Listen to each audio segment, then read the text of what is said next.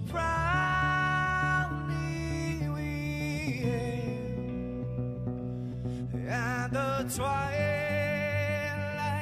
last gleaming, whose broad stripes and bright stars through the path. Good evening, everybody. Welcome to the Freedom Network. I'm Gary, your host. Here we are once again to spend a little time talking about freedom. It's a great topic, don't y'all think? I think it is. Yeah. Anyway, I want to welcome y'all here. You know we have some new people out there, which is fantastic. Love to have new people. I'd love to know if you guys could email me at the very least or call in. It's right on your screen there, the telephone number, 508-266-0990, or timorgary@gmail.com. Get you pumped right on into the computer system.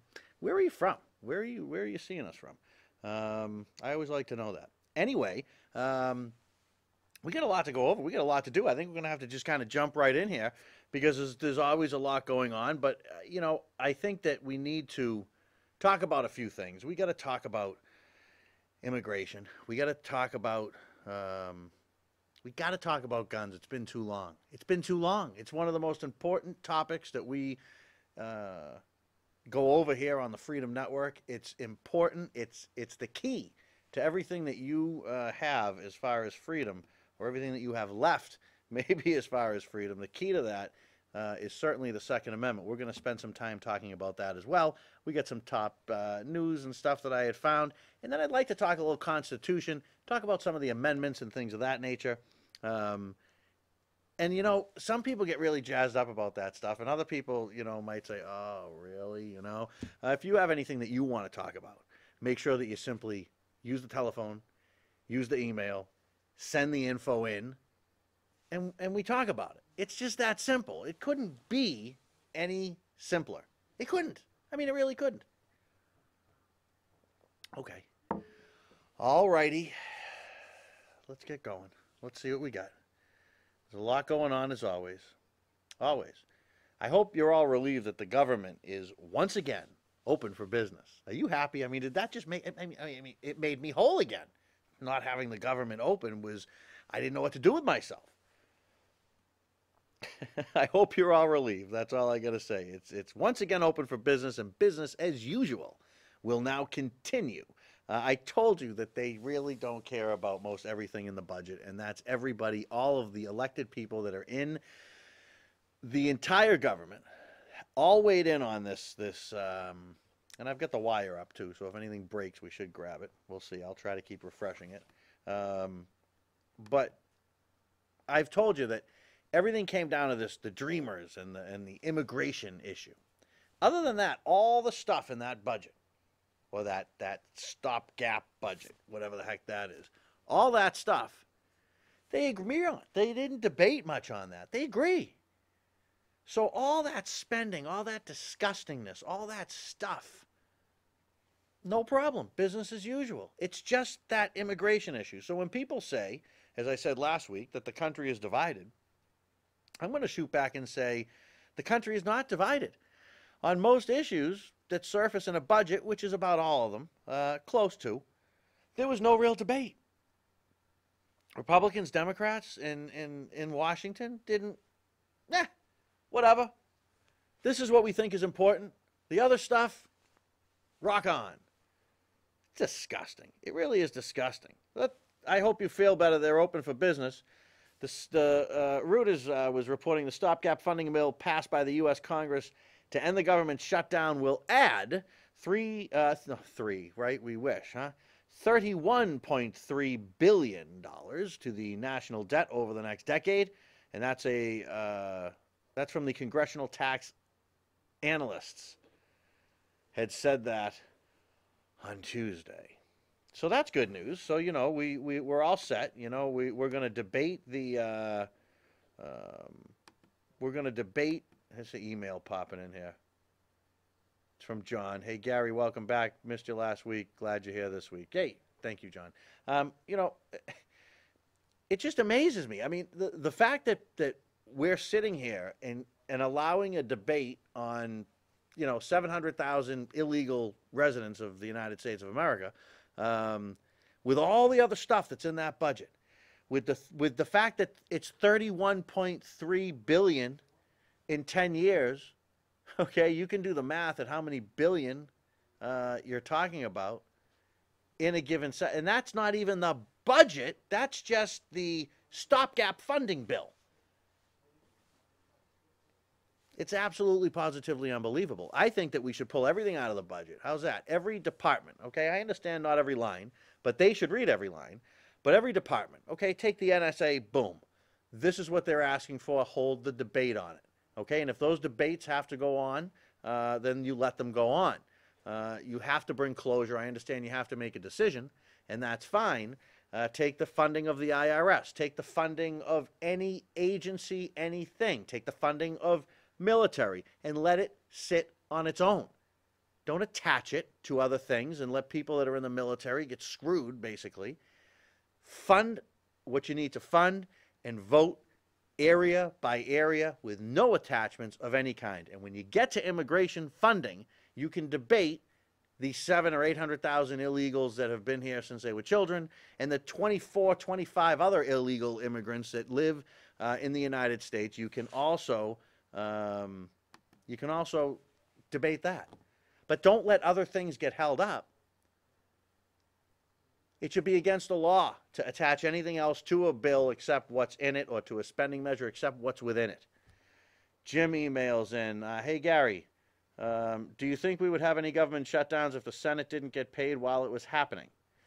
Jim, great point. Just so anyone that might not know does know that they get paid. They get paid. If this was shut down for 3 weeks, they'd get their pay for 3 weeks. And to answer your question, Jim, I agree with you 110%. I do not think that it would be shut down. Maybe some would vote for it. Don't forget, these are millionaires. You've got people in government now, Jim, that entered worth $150,000 to $200,000 as a net worth, that are leaving posts or currently keeping posts within elected office, that are worth millions and millions and millions and millions and millions and millions and millions of dollars. So that to me is just absolutely wild and completely out of control. Great point, Jim. Great point, Jim. All right. I've had enough of talking about these bozos up there. They just can't seem to agree on one thing. And look at all that's wrong in the government. Oh, guns and the gun debate. Folks, this is a very, very important conversation that we're going to have. And again, bring in your comments. Bring them in. I got data, numbers. I've been crunching numbers. I've had the Freedom Network team hard at work with calculators, checking, double checking, and triple checking. So we're going to be able to, I think, have a somewhat intelligent conversation here and see exactly what's going on. I want your input. This and any other things, just email us right in. Okay, let's see. You know, I am not the, one more email coming in. This said, do not use my name, so we won't. That's for all of you out there. You can always email the Freedom Network anonymously. Just put in the subject, do not use my name. So that I know. Don't put it in the body. Put it right there so I know going in. But yes, this says, I agree with Jim, and I agree with you on the government stuff. And when are you going to get to guns? Okay, yeah, I'm going to get to guns right now. Right now. So I say this a lot, and I get immediate pushback, but then after a minute of explanation, we usually come to some common ground. And again, there are people out there I know that are on the left. There are people I know that are out there that are on the right.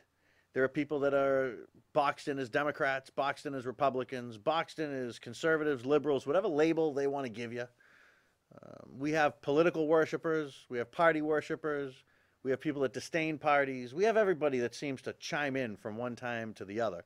And I will say, quite honestly, that all is welcome here.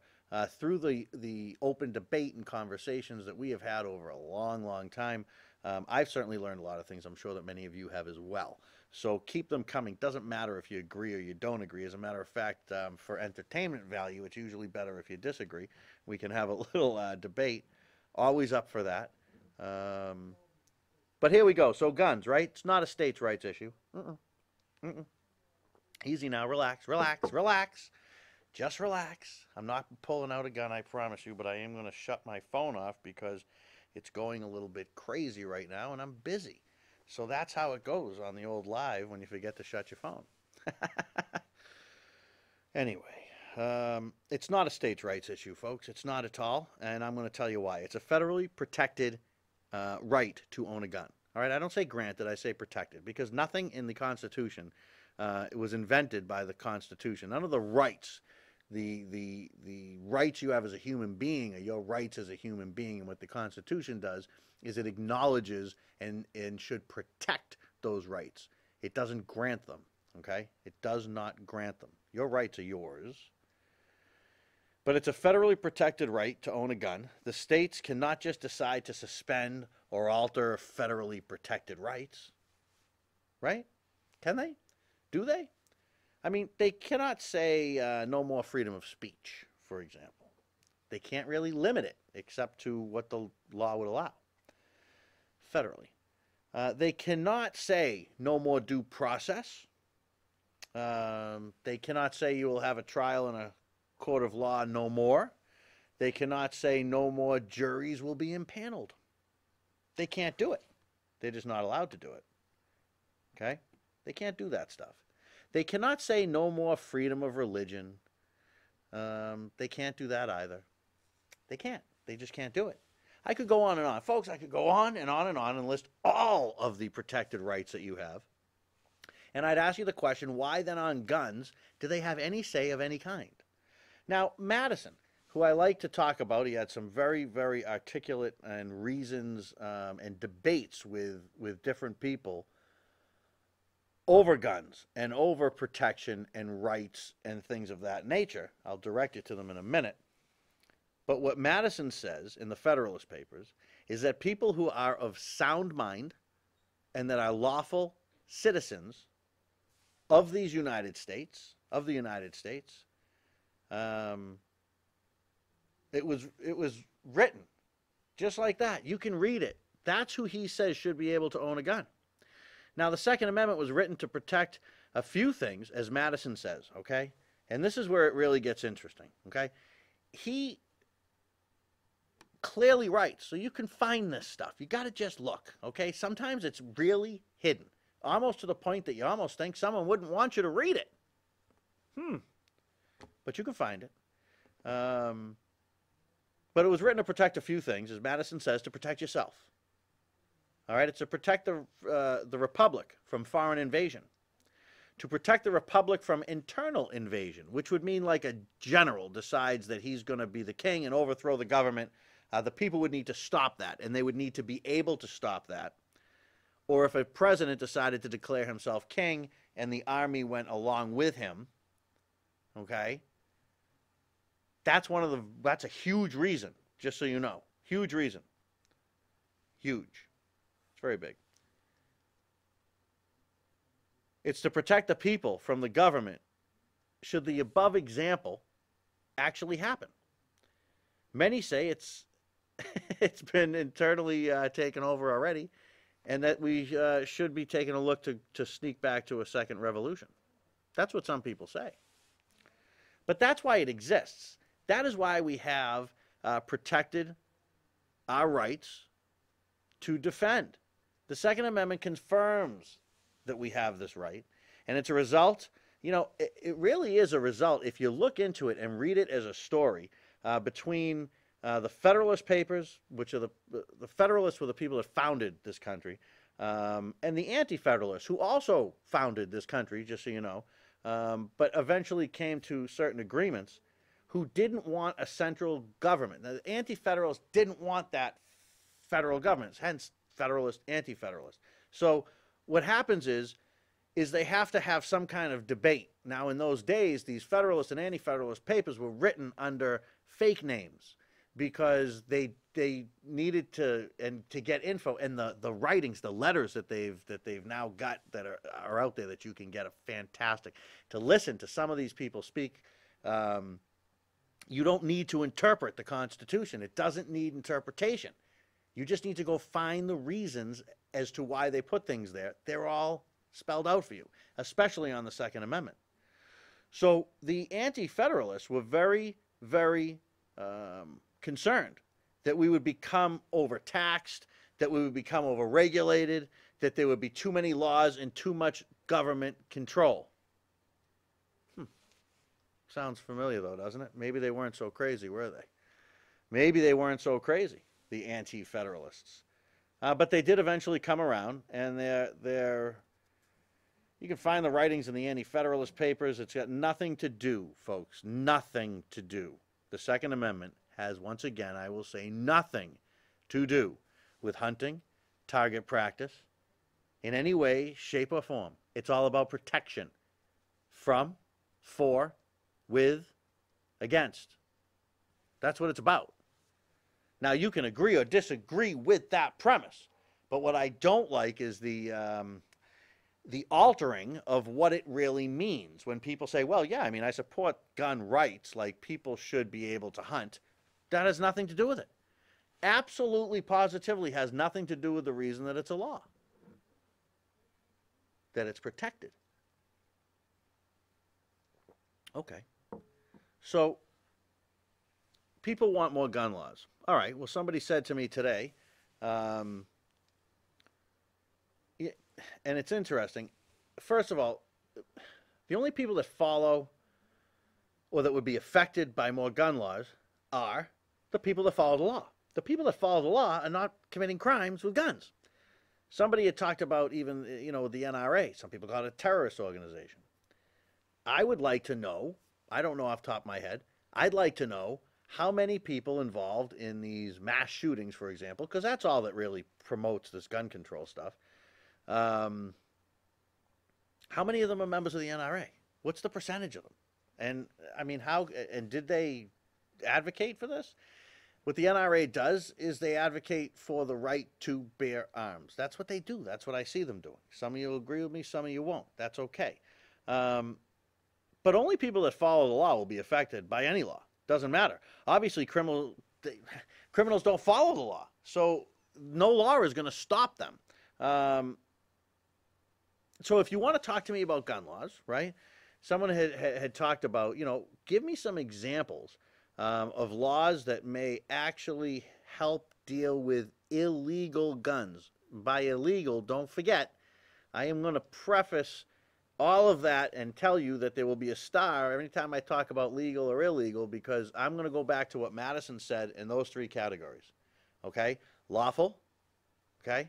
Lawful citizen is very, very, very, very important in that, in those things, because he's covering a few things there. He's covering that you can't have a history of a checkered, terrible past. He's covering the fact that you need to be a citizen, and the reason he says that is because the Constitution of the United States protects the citizens' rights. That's the purpose of it. That is the purpose of it. That's it. So when he talks about, I just want to find some of these stats, and obviously I forgot, he talks about sound mind. So that would mean that someone that's mentally unstable, he admittedly says should not have a gun. But any of this stuff, what law can you propose that will help us to curb illegal gun violence? Because illegal gun violence is most of the gun violence. It just is. And I'm going to go over the numbers and I'm going to show you some of that. There's a lot of reality in the numbers when you get down to the numbers and you really want to see what they are. There really is a whole lot of it. So I can get CDC stats, and I can add them up. I told you I had a team of 37 people. No, really, it was just me. But I checked, double-checked, and triple-checked all the math that I could. And it seems like using only government sources now. No outside numbers came into this. I only got numbers from government sources. But I mean, I'm just clicking to see if there's anyone that wants to email me and tell me about a law that's going to help with the, well, I don't think there is one, man. But anyway, there are about 32,000 gun deaths per year. And what we did is we made an average, okay? A very simple average, though. Not a big making it try to come out one way or the other. You may have even seen this in memes before on Facebook. We took the information and then we fact-checked it against the actual agencies that they said it came from, and it does come from there. It really does. And this is the government giving you these stats, while at the same time the government is telling you got a huge gun problem. Most really it is. It really is. I mean, this is a debate that's been going on for a long time. You can't encapsulate it to just the past few months. So there's 32,000 gun deaths per year. So let me run through some numbers for you real quick, all right? How about if I told you that 19,200, or 60% of them, are suicides? So when you see the headline that says 32,000 people killed a year with guns, 19,200, 60% of them are suicides. 960, or about 3%, are accidents. Somebody's cleaning a gun, unfortunately something happens, or the case where the child picks up the gun, doesn't know what it is, doesn't know how to use it, and shoots somebody, which is why every kid should know what to do if they see a gun. Every kid should know what to do, which in most cases is nothing. Absolutely don't touch it. But as I always say, I guess if my kid was with a bunch of other kids and they came across a gun and somebody had to pick it up, I would rather it be my kid, because I know he's not going to shoot himself or anybody else. But that said, you shouldn't pick up guns if you're not licensed to have a gun and if it's not your gun, right? I get it. You don't have to send the emails. Don't worry about it. But you get my greater point. So 960, or 3%, are accidents. 1,280, or 4%, were legally justified self-defense. Okay? So about 4% were legally justified self-defense, which leaves a remaining, 10,500 or so, which is 33-ish%, I gather, were homicides. All right? So let's look at the 33% that murders for a minute, homicides. All right? So what we could find was 8,448, or 80% of them, are related to gang or other criminal activity beyond the act of the actual murderer. Meaning other crime was being committed, like robbery or some other type of a crime, or it was simply gang violence, gang-on-gang violence. But also including gang-on-non-gang violence. Sometimes people get caught in the crosshairs. You've got to include all the numbers.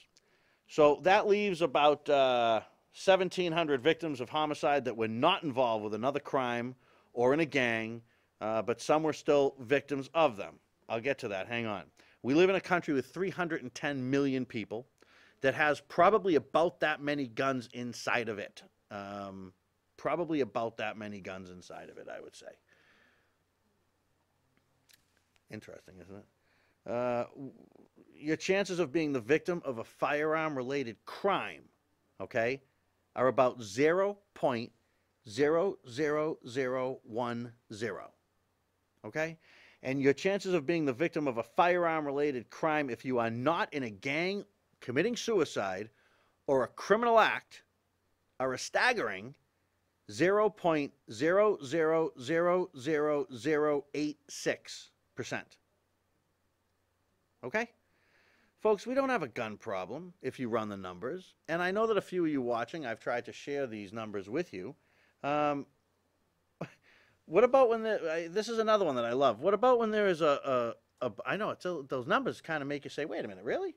Yeah, really. I mean, within a point or two, but yeah, really. Your chances are very low, considering that there are pretty much a gun for every man, woman, and child that live in the United States of America. And your chances, that's where they legitimately stand. I saw a post on Facebook today that talked about there are 50 shootings at schools per year. Well, I looked it up. There are not 50 shootings per school per year. Now, there's way too many shootings per week, whatever it is, per year.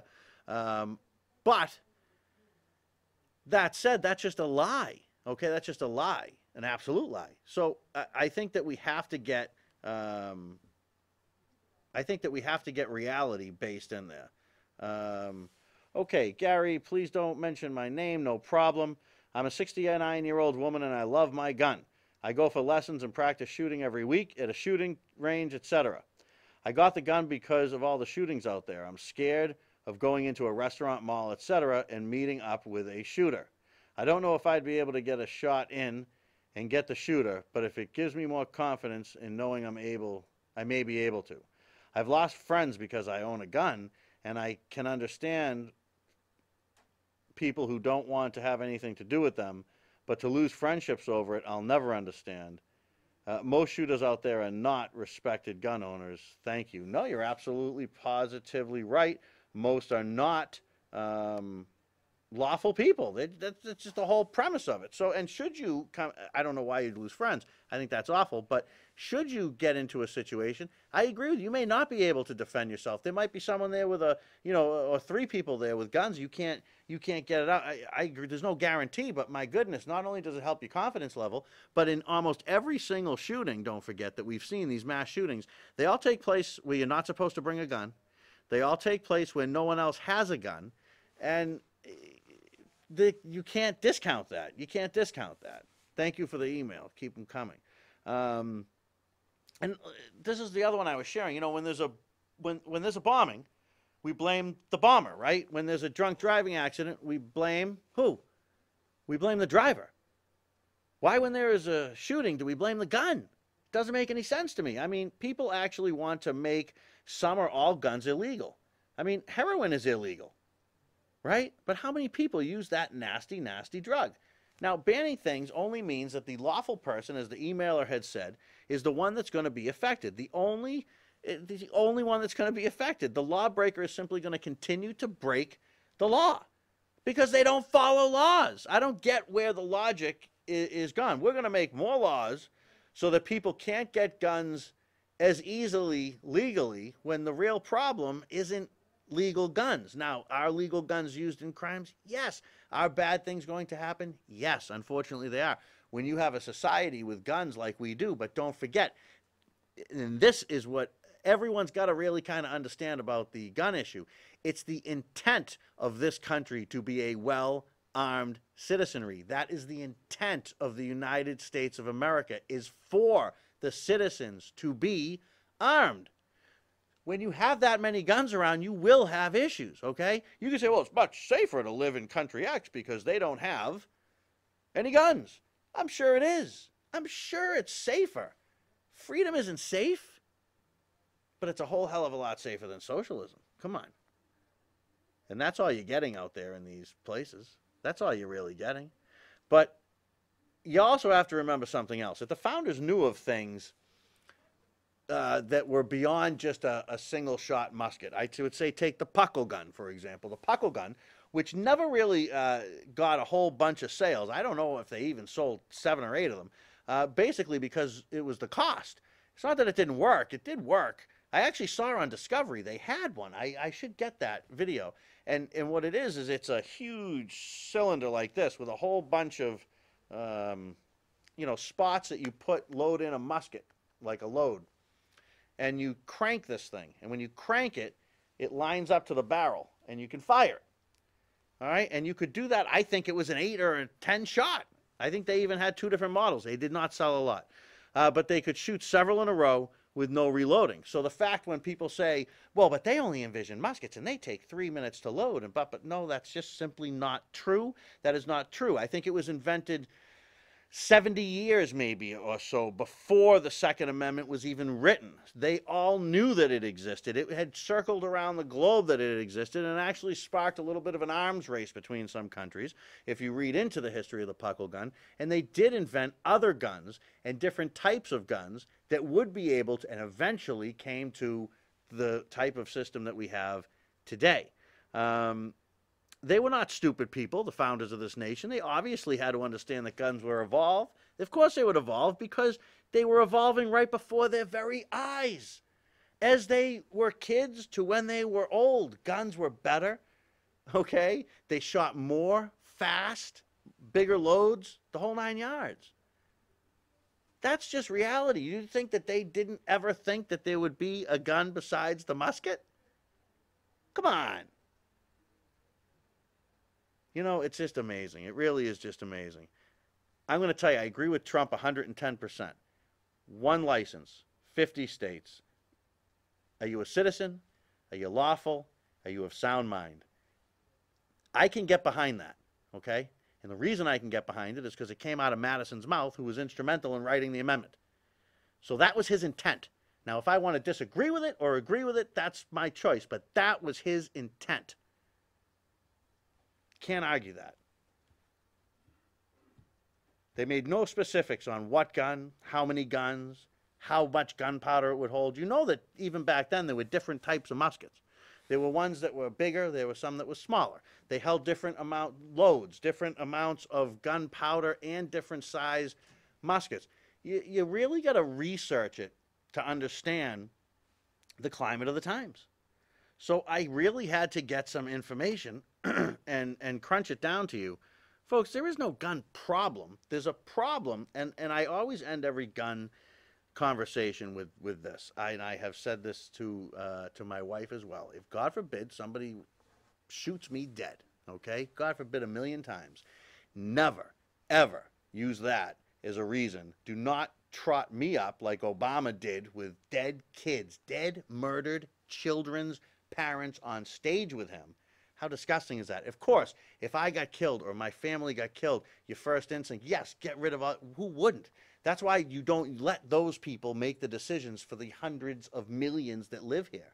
But my face will never, I say, be used under any circumstances to try to limit somebody else's legal gun rights. And like I was told earlier and asked today, can somebody please send me anything that might be a law that would help on the illegal side, because the only laws I see are people wanting to make laws for legal, legitimate gun owners like our other emailer. All right? Okay, immigration. Let's move on. We're going to move on. We're going to move. But I hope Trump does that in year 2. I really hope he does that and nullifies everything that these states are doing, because the states have no real place in the gun debate. They really just don't, as we explained. All right, immigration. We just saw the government shut down over this, all right? Because that's all it shut down over. Remember what we said. It wasn't the billions that we're going to be in debt that we can't afford. That's okay. Don't worry about that. It's just immigration. So ridiculous. You know, I get all this, stolen land stuff, when we talk about immigration, that you just stole this land. I didn't steal it, first of all. And if you look up native in the dictionary, I would be native to America. I was born here. Most of you would be native to America because you were born here. That's what a native is. So we really aren't a nation of immigrants. To be quite honest with you, we are mostly a population of people that were born here, which would be native. We can play the word game all night, though, I guess. I don't want to burst anyone's bubble. I really don't. But back before the Europeans came here, there was a lot more than smoking the peace pipe and everybody singing Kumbaya going on in what we call America. All right? Wars over lands and borders existed. Now, I'll tell you where I got this information. I got this information from a Native American person that I know. And I was talking politics one day, and I just brought this up. And he told me stories about, his ancestors and what, the frontier was really like. And he thinks it's funny how he actually laughed at us, how we Hollywood glamorize the Native American, the Indian, as this peaceable, earth first. I'm telling you right now, right? I'm telling you. And no, my friend's not Elizabeth Warren, I'm telling you. But chiefs were kings, basically, first of all. People did not live very free, so to speak. You answered to a king. They even had jails in some of these tribes and things like that. They had violent times, many of them. They had borders that were moved all over the place, changed all the time. Battles and wars would rage on, in some cases, eternally. I get the premise. I really do. But the revisionist history is a bunch of people living with the peace pipe thing is just a pile of you-know-what. Wars, rape, stealing women, children, forcing people into different tribes happened on this land before we were here. So let's just get some context. What we did was not right in any way, shape, or form the way we did it. But of course, this land was going to be taken by somebody. You all get that, right? It wasn't just going to remain this land of the natives that were here spread out as they, like, you get the reality that if we weren't here, or if England didn't come to settle, if other countries came to settle as well, but if you get my point, I hope you get my point. You realize that this land would have changed hands. But I understand, I get it, and I acknowledge what happened, and the way we went about doing things was kind of disgusting and awful. But we also have to take better care of the natives that we do. No argument from me, but that would be the cheapest thing we could do, you know. I mean, we're worried about illegals, right? We're going to shut the government down because we got to take care of illegals. And there are people that are Native Americans that were here, right, that we all love to speak for. I mean, there's big debates about this in Washington all the time. Where was that debate for the budget? You know how much cheaper it would be to take care of the natives than it would be to take care of the people that come to this country illegally? You think about that. But, trying to stay on track here because every time the second half goes really fast because I get off on a tangent. I don't know. It just doesn't make a whole lot of sense with the revisionist history. It really just doesn't. But trying to, sell the land of peace before we came here is just not true. The world's had moving people, by the way, and moving borders forever. We are here now, and like all countries, we have a border. We have immigration rules. I'm not a globalist government kind of guy. I'm not a no borders person at all.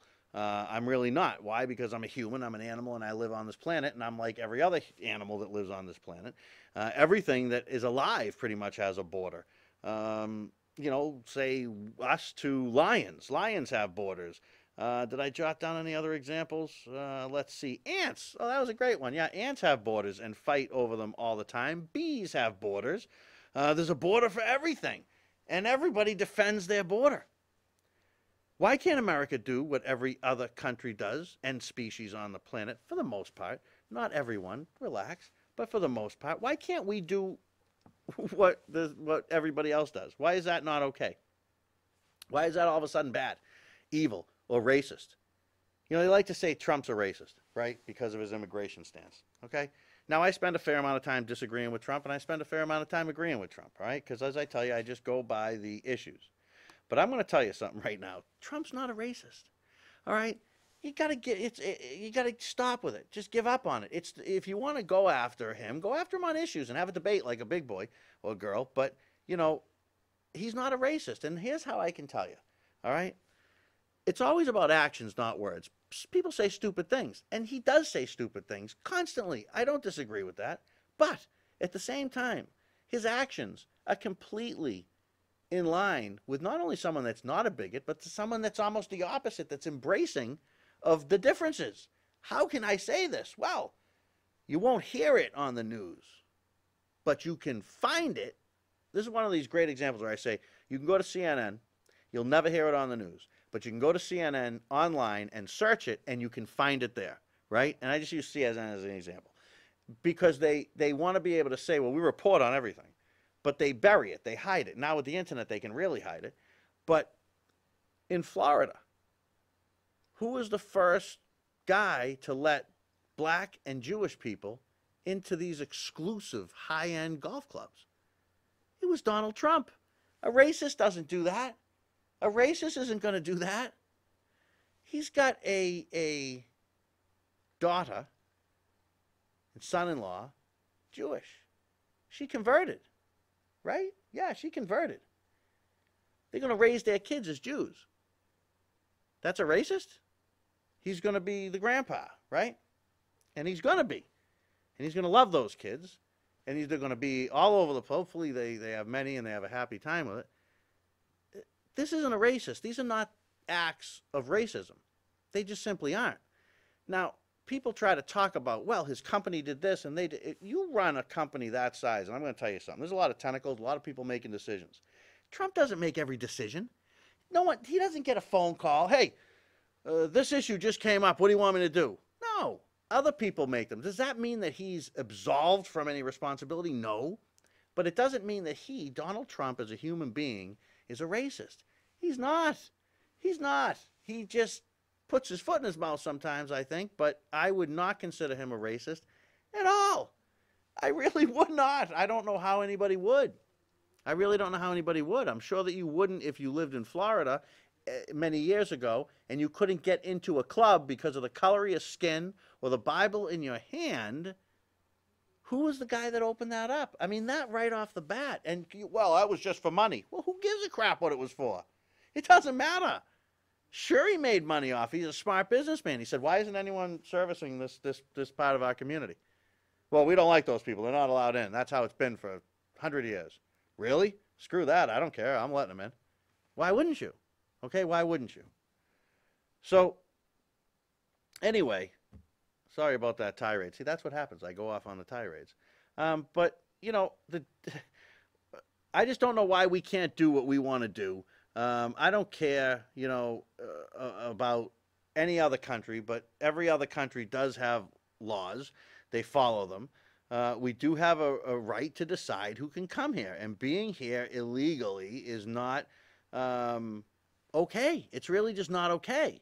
So if we need the numbers of illegals, as I'm told, we need to have these people, or we would be crushed. The country would be crushed. Okay, if that's the case, then why aren't you advocating for more legal immigrants to come into the country? And why aren't you saying, well, let's increase the quota to legal immigrants to this number of people trying to do it the right way? And then let them have those jobs. If otherwise, America will go down, I guess. We have to have these immigrants. So let's have them, but let's have them legally. I don't see any Democrats, liberals, or socialists, and some Republicans. I don't see any of them offering that. I don't see any of them wanting to actually change the law. They just want to circumvent the law and just let these people instantly become citizens.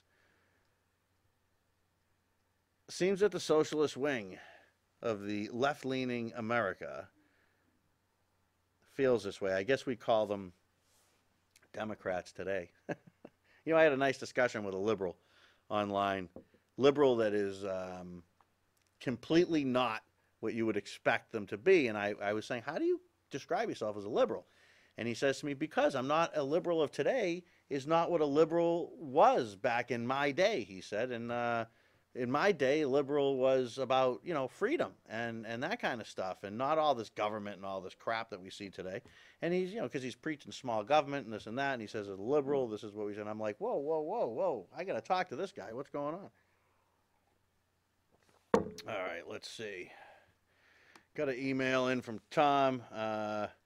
Democrats back down because they found that people do not want illegals ahead of our military. I would absolutely agree. That's a disgusting thing that anybody would put illegals ahead of our military, illegals ahead of any citizen, but the military, everybody. How do you put them first? I completely agree with you, Tom.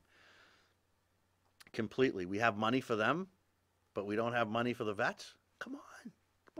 What rational sense does that make? I think that they just want voters. That's what the Democrats want. They don't care about the illegals, but they do care about this huge voting bloc. And, you know, I'll tell you why. You put this, here's a litmus test for you. If the illegals in the country decided tomorrow that they were going to all vote for Republicans and came out and held signs and all that kind of stuff, made it very obvious, and they wanted to become legal, do you really think that the Democrats would care so much about their plight? Honestly? Do you really think they would? No, yeah, they would not at all. They would become supporters of deportation and the biggest wall you could find. The biggest wall you could find. Do we got Chuck? Versus Chuck? Do I have time for that? You got it? Is it that long? It's not that long, is it? All right, let's run it. This is Chuck versus Chuck on immigration. People who enter the United States without our permission are illegal aliens, and illegal aliens should not be treated the same as people who entered the U.S. legally. The President's decision to end DACA was heartless and it was brainless. When we use phrases like undocumented workers, we convey a message to the American people that their government is not serious about combating illegal immigration. Hundreds of thousands of families will be ripped apart. If you don't think it's illegal, you're not going to say it. I think it is illegal and wrong. Tens of thousands of American businesses will lose hard-working employees. A biometric-based employer verification system with tough enforcement and auditing, is necessary to significantly diminish the job magnet that attracts illegal aliens to the United States. They may have known no other country but ours and have voluntarily registered themselves. All illegal aliens present in the United States on the date of enactment of our bill must quickly register their presence with the United States government or face imminent deportation. But we have to send a clear message. Just because your child gets across the border, that doesn't mean the child gets to stay. So we don't want to send a message that is contrary to our laws or will encourage more children to make that dangerous journey. With respect to the notion that I can just suspend deportations through executive order, that's just not the case, because there are laws on the books that Congress has passed. And I know that everybody here at Bell is studying hard, so you know that we've got 3 branches of government. Congress passes the law. The executive branch's job is to enforce and implement those laws. And then the judiciary has to interpret the laws. There are enough laws on the books by Congress that are very clear in terms of how we have to enforce our immigration system, that for me to simply, through executive order, ignore those congressional mandates would not conform with my appropriate role as president. Interesting, isn't it? Isn't it interesting? I mean, you got these, you know, it's just, I don't even know what to say. I don't know what to say. There is no consistency, none. These folks are like bloodhounds. They smell blood, and the blood is votes. That's all they want. That's it. That's all they want. The whole, oh God, does this whole issue drives me so crazy because it's such a simple issue. It's just, it's just all about, it's all about votes. That's all it's about. Let's look at, we got about 5 minutes, I guess, or so. Let's look at some of the amendments. I get disgusted with some of these topics. And I say to myself, I say, self, when you go over this information, you're going to get all, you know what, off. And I am. It gets me mad. I leave here. I'm all fired up. I'm like, what the hell is wrong with people? I mean, what is really wrong with people? Look at what we've discussed tonight. Guns. You're right. You're right. They want to infringe on that. They do. Immigration. They don't want to keep any system of law or order. Not when it comes to immigration. But I'm telling you, like I said before, you see them change gears. If they were coming over in droves illegally wanting to support Donald Trump, what do you think then? I think everybody's opinion would change. How's that sound? That's what I think. All right, let's look at some of the amendments. They're important. We've been talking about the second, the right to bear arms. The First Amendment, right? Freedom of, and if you read it through the Federalist Papers and the ante, again, you got to do that to get some of the comments and jokes I'll make, but freedom of or from religion, freedom of speech, freedom to assemble, freedom to petition the government. These are things that are, again, we're going to, all these things that we're going to talk about, just to bring it full circle about guns, yeah, absolutely positively the most important thing in the Constitution is the Second Amendment because it allows all the others to stay in existence for the most part, but not really all. And we can go over some of those as we run out of time. But how about the Third Amendment from quartering soldiers, right? You know, didn't seem like a big deal to us now, but boy, that was a big deal.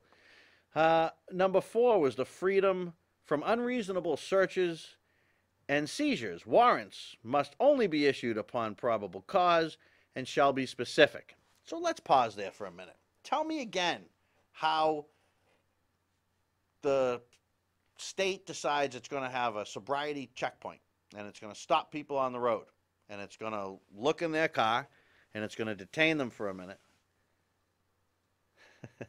with no probable cause. There's no due cause to stop anybody. And they should have probable cause, and then they need a warrant. Now, the debate is are they really searching your car? Are they, well, they tell me to roll my window down and stop me. You can look in my car, in my opinion, you are doing not maybe the best search, but you're searching. You're looking in my car. It's my car. You're stopping me. You have no reason to do so, none whatsoever. But the Supreme Court allows us, and you know why they allow it? They don't allow it, and a lot of people get this wrong. They don't allow it because it was challenged based on the fact that what I'm saying is wrong, right? They don't say that, well, it's not really searching, and you know, they talk about public roads, and are these really public roads, and is driving really is a privilege, and all this and that, which it's not, but they talk about all that stuff, right?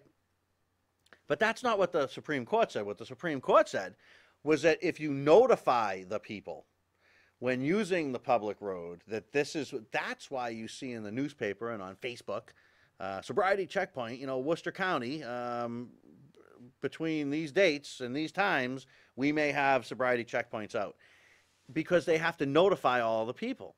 But I argue that you're not notifying all of the people. I think the Supreme Court's dead wrong on this, dead 110% wrong. No one should ever be stopped in the United States of America at any type of a checkpoint to see if something's going wrong. Okay? That's disgusting. That's Nazi Germany bull, you know what. That's what it is. I get it, that you might save some lives, and you probably do save some lives. But you could ban all guns and confiscate them and burn them, and that would save lives too, and I'm not willing to give up that right any more than I'm willing to give up this right. And I think that we do give that right up all the time. How about the Fifth Amendment about criminal indictments must be by grand jury, freedom of double jeopardy, double jeopardy. We all know what that is, freedom from testifying against oneself. That takes away, you know, the whole torture angle of it from the king. Right to face your accusers, the right to due process. And, I mean, these were really interesting things, because this is what they had to change and get. This was a debate. This was a bargain. This is what they did. What we always want them to do is the people that wanted to do this and that didn't want to do this came together and this is very figuratively, and hash this out. And they had to change some of the Constitution to get some of the signatures. Don't forget, Constitution was written, you look it up. I'm sick of giving you all the answers. The Constitution was written in what year? And the Constitution was signed in what year? Did we actually have a Constitution in 1776? Look it up! Okay, we have a right to a speedy trial in the Sixth Amendment, an impartial jury, informed of charges upon which the accused is held, the right to produce witness, right to legal counsel. In the Seventh, it talks about jury trials. See what's happening? Do you see a pattern here of what happens with these amendments? If you don't have all of these rights spelled out, then the government will just ignore the fact that you could have these rights. They have to be spelled out. The freedom from excess bail or fines, freedom from cruel or unusual punishment in the Eighth Amendment. You know, it's just the listing of a right in any other part of the Constitution does not imply that other unlisted rights do not exist. That you can find in the and I'm summarizing everything, in the Ninth Amendment, found a handful of important rights that fell under the Ninth Amendment, such as the right to privacy. Where's my privacy if I'm driving in my car? You know, there were lots of other amendments. The 13th, that you have the right not to be a slave. The 14th, that right to citizenship of any person born in the United States.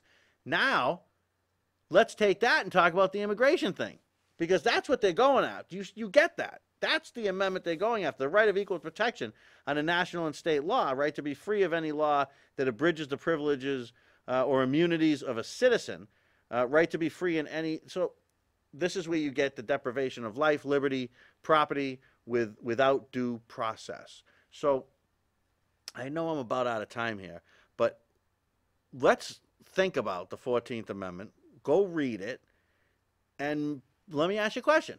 Should the Dreamers be citizens? Are they using the 14th Amendment? I'm not going to give you my opinion. I want your opinion. Email it to me. Call me next week. My name's Gary. This has been the Freedom Network. 3 on 11 comes up next. Thank you so much for joining us tonight.